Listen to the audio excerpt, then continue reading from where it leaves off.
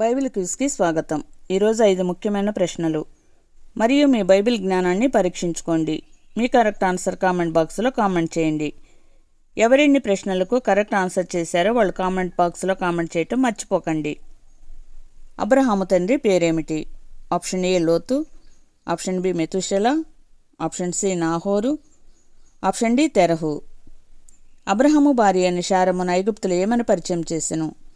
Option A నా చెల్లెలు, option B నా దాసి, ఆప్షన్ సి నా భార్య, ఆప్షన్ డి నా చుట్టము.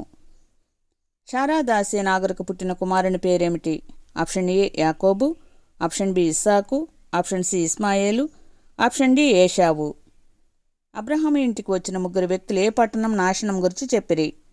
ఆప్షన్ ఏ సొదొమ గొమొర్రా, ఆప్షన్ బి ఐగుప్తు, ఆప్షన్ సి బాబేలు, ఆప్షన్ డి నినివే.